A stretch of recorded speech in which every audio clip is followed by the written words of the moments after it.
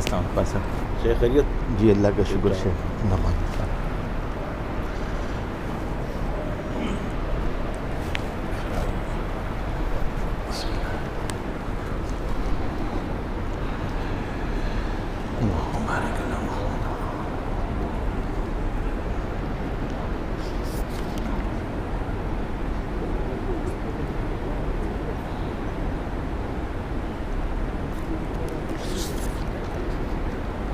ساتھی نماز سے فارغ ہو چکے ہیں، بقیہ نمازیوں کا خیال کرتے ہوئے قریب قریب تشریف ہیں۔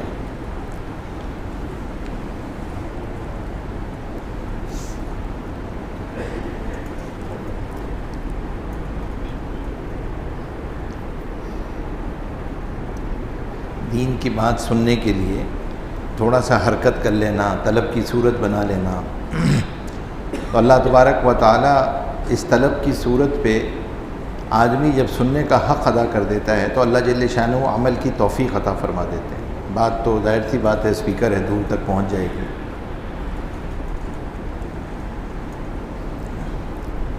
الحمدللہ رب العالمین والعاقبۃ للمتقین والصلاۃ والسلام علی رسولہ محمد وآلہ وصحبہ اجمعین۔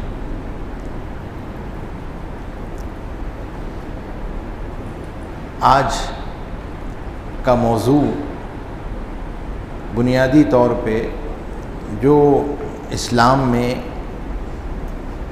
ویلتھ مینجمنٹ کا کانسیپٹ ہے، اللہ تبارک و تعالیٰ نے معاملات کی لائن سے مال کی کمائی اور جو مال کے حقوق ہیں وہ اللہ تبارک و تعالیٰ نے کیا عطا فرمائے، اور پھر جو اللہ کے راستے میں مال کے خرچ کرنے کے آداب ہیں وہ کیا ہیں، اس حوالے سے ہے۔ اس میں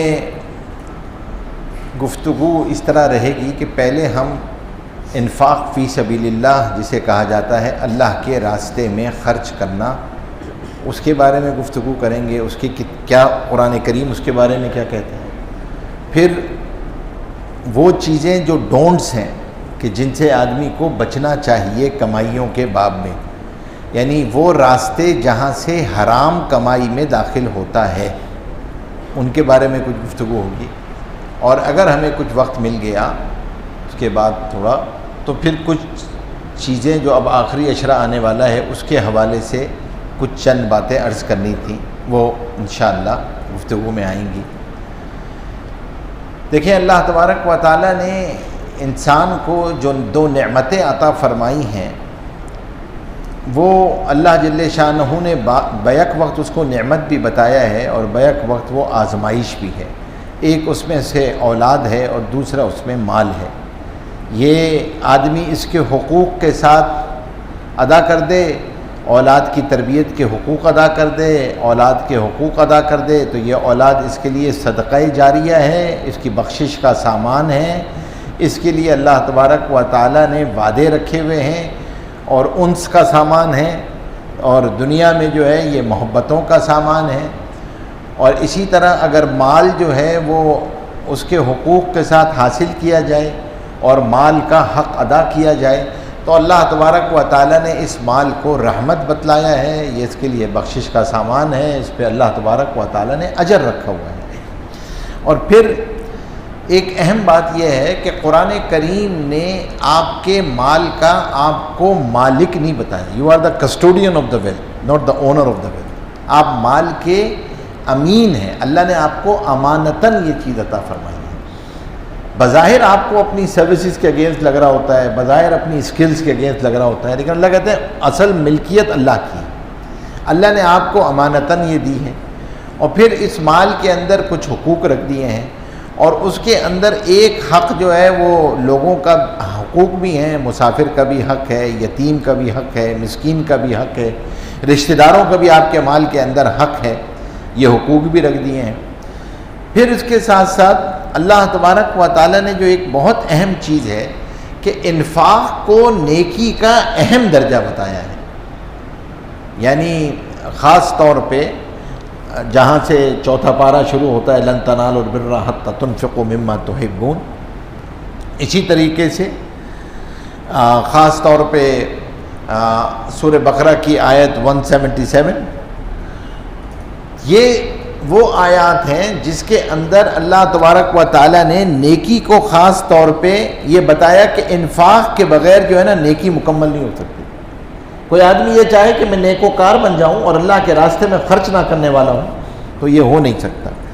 اور پھر اللہ تبارک و تعالیٰ نے کوئی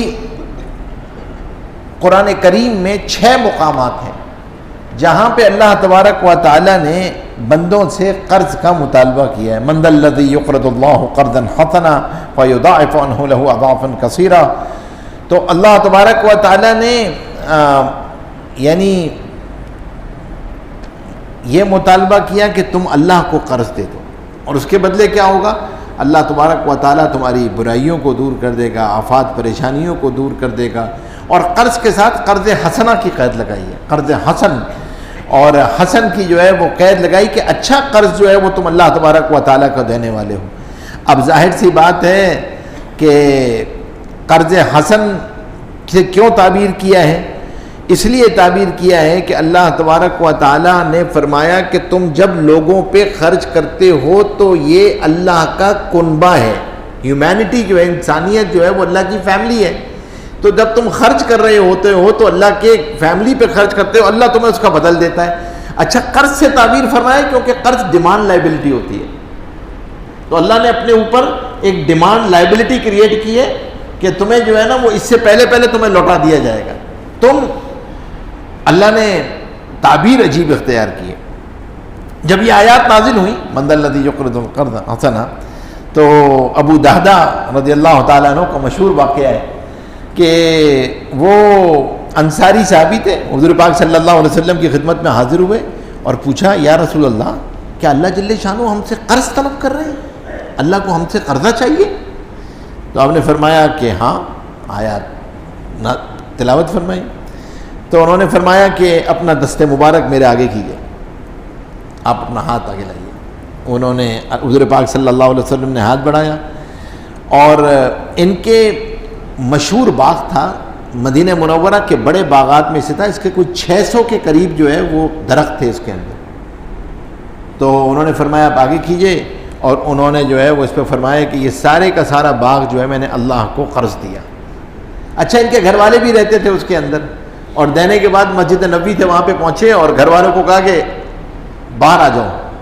انہوں نے کہا کہ بھئی آپ اندر آ جاؤ گھر میں. انہوں نے کہا نہیں، ابھی ہمارا گھر نہیں ہے، ابھی ہمارا نہیں ہے، ہم نے اللہ تبارک و تعالیٰ کو دے چکے. اور اللہ تبارک و تعالیٰ نے یعنی اس کے بعد خاص طور پہ اتنے اس کے فضائل آئے اور ان انصاری صحابی کو اللہ تبارک و تعالیٰ نے پھر بعد میں مال و دولت عطا فرمایا.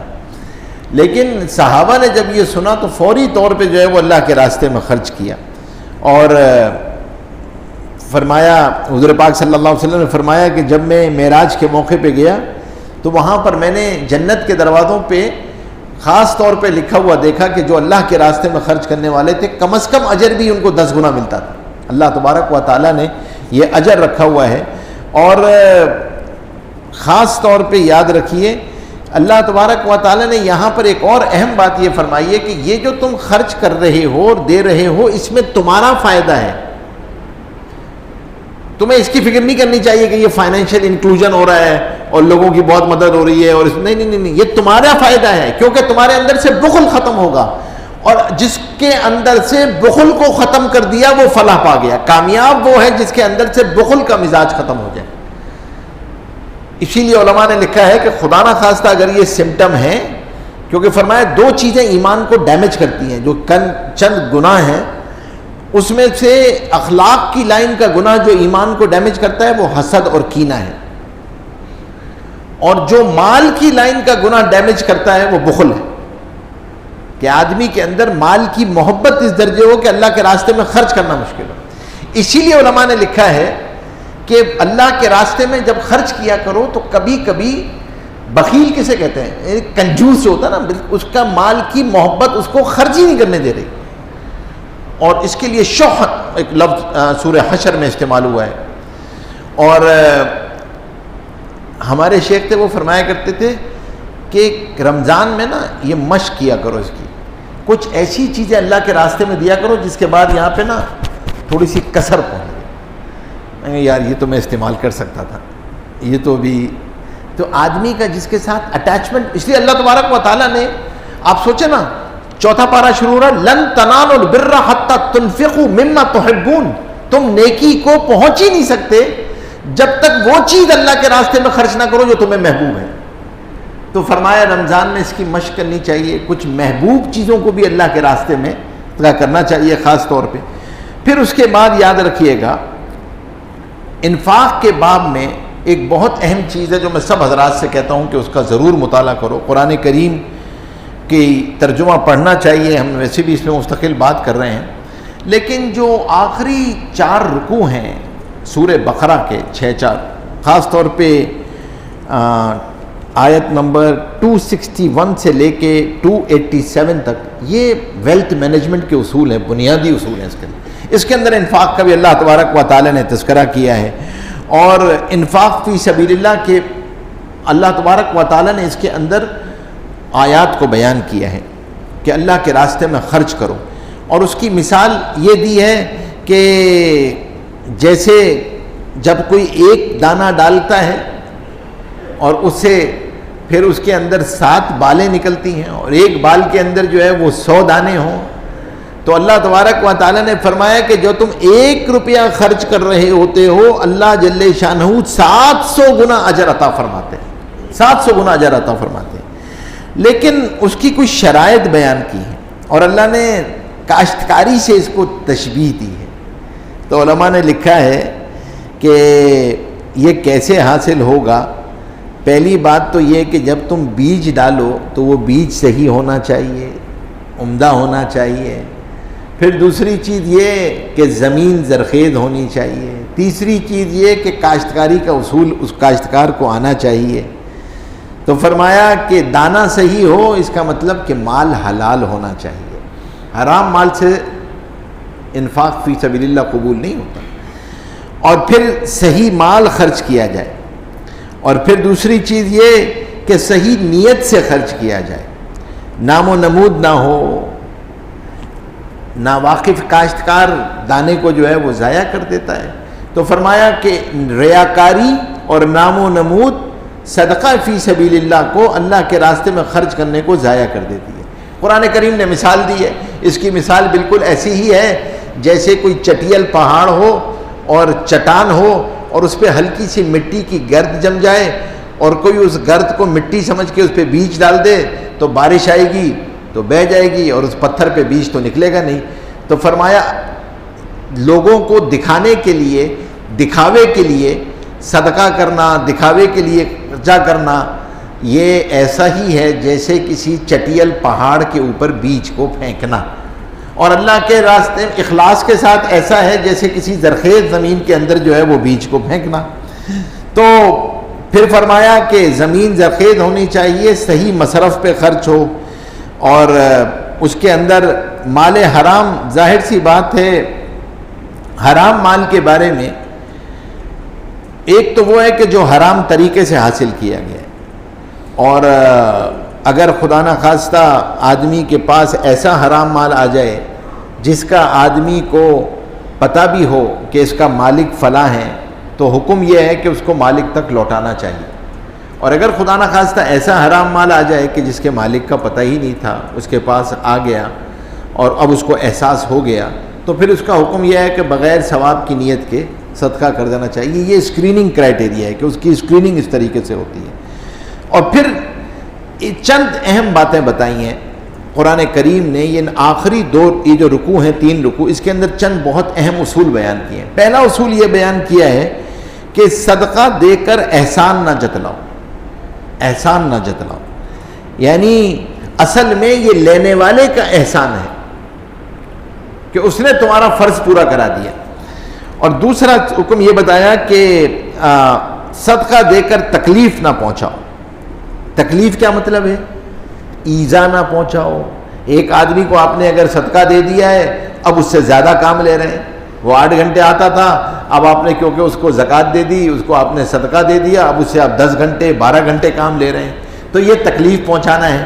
یا الفاظ کے ذریعے ٹیس پہنچا رہے ہیں کہ آدمی اگر وہ چھوڑ کر جانے لگے تو آپ اس کو کہو لے بھائی ہم نے تمہاری اتنی مدد کی تھی اور تمہیں ہم نے اتنے پیسے دیے تھے اور فلاں شادی کے موقع پہ دیے تھے، اب جو ہے وہ تم ہم کو چھوڑ کر جا رہے ہو. تو فرمایا نیکی کو جتلانا نیکی کے اجر کو ضائع کر دیتا ہے. یہ بھی تکلیف پہنچانا ہے. اس میں خاص طور پہ ہمارے رویوں پہ ہمیں خاص طور پہ اپنا جائزہ لینا چاہیے. ہمارے معاشرتی رویوں میں یہ بہت زیادہ ہے. اور پھر اسی طریقے سے فرمایا کہ ریاکاری سے پرہیز کرے. اور ریاکاری کیا ہے؟ دکھانے کے لیے دینا، اس کو اپنی فیس بک پہ ڈالنا، 50 لوگوں کے اندر ذکر کرنا. تو بھائی دکھلانے کے لیے مت دو، خاموشی سے دو. دائیں ہاتھ سے دو تو بائیں ہاتھ کو پتہ نہ چلے، خاموشی سے دینا چاہیے. اور پھر اس کے ساتھ ساتھ ایک یہ کہ ایک اور عجیب بات فرمائی کہ اگر تمہیں نہیں دینا ہے تو پھر جھڑکو مت، اس کو ڈانٹو مت. بہتر یہ ہے کہ تم کوئی اچھی بات اس کو کہہ دو. صدقہ دے کر برا طرز عمل اپنانے سے کہیں درجے بہتر تھا کہ تم اس سے کہتے کہ بھائی معاف کرو، مجھے نہیں، میرے پاس نہیں.